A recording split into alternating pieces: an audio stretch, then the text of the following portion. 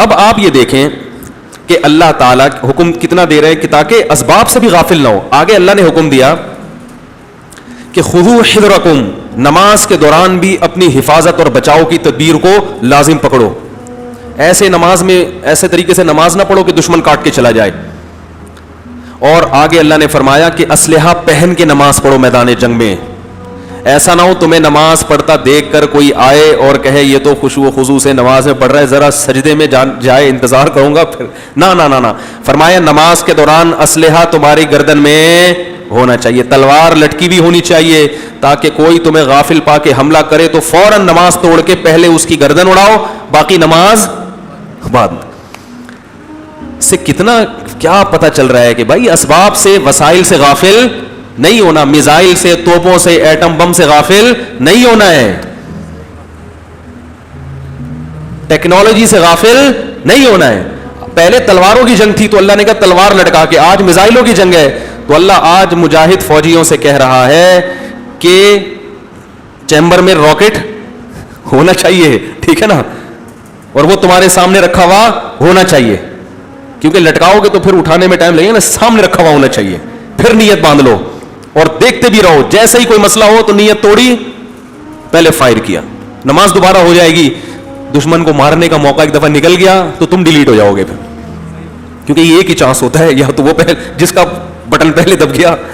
وہ میں نے بھینس والا لطیفہ سنایا تھا نا, وہ بھائی ایک آدمی کی بھینس بیمار ہو گئی تو حکیم کے پاس گیا, حکیم نے کہا جمال گوٹا کھلاؤ اس کو. تو اب بھینس کو جمال گوٹا کوئی 2-4 گولیوں سے تو کام چلے گا نہیں, اس کو تو پورا 25-30 گوٹے ہونے چاہیے, وہ تو بھینس ہے. تو اس نے کوٹ کے نا اب بھینس کے منہ میں ڈالتا ہے تو بھینس واپس نکال دیتی, پھر یہ منہ میں ڈالتا واپس نکال دیتی. بڑا پریشان حکیم کے پاس آیا, حکیم صاحب وہ تو کھا ہی نہیں رہی.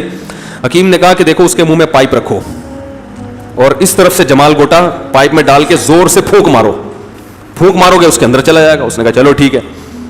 اگلے دن وہ آیا نہیں اطلاع دینے کے لیے کہ بھائی بھینس کی طبیعت کیسی. حکیم صاحب گئے, حکیم صاحب نے پوچھا اور بھائی کیا ہوا. لوگوں نے کہا وہ تو بیمار پڑا ہوا مر رہا ہے. حکیم صاحب نے کہا وہ کیوں مر رہا ہے.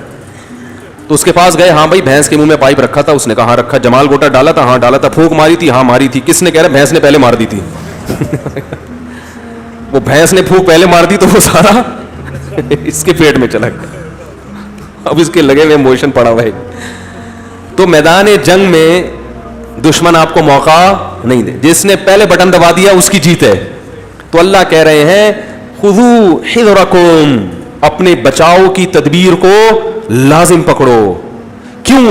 ود الذین کفروا لو تغفلون عن اسلحتکم وامتعاتکم, اس لیے کہ تمہارا دشمن یہ چاہتا ہے, کیسے الفاظ ہیں, کہ کسی طرح تم اپنے اسلحے سے غافل ہو جاؤ.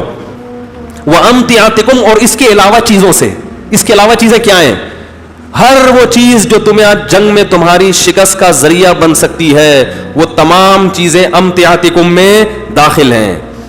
اللہ فرماتے ہیں دشمن تو یہی چاہتا ہے کہ تم کسی بھی طرح سے غافل ہو, بھلے ذکر میں لگ جاؤ, ٹھیک ہے نا, بے شک تہجد میں لگ جاؤ, بے شک دعاؤں میں لگ جاؤ, یا کسی روحانی والے سے وظیفہ لے کے اس میں لگ جاؤ اور ڈیفنس سے غافل ہو جاؤ. دشمن یہ چاہتا ہے کہ بھائی تو کچھ بھی کر لے, تو راتوں کو جاگ کے یا کوئی بھی طریقے سے دعائیں مانگ کے بس تو ڈیفنس سے غافل ہو جا, تو فَيَمِيلُونَ عَلَيْكُمْ مَيْلَةً وَاحِدَةً, ایک ہی حلے میں ہم تجھے صاف کر دیں.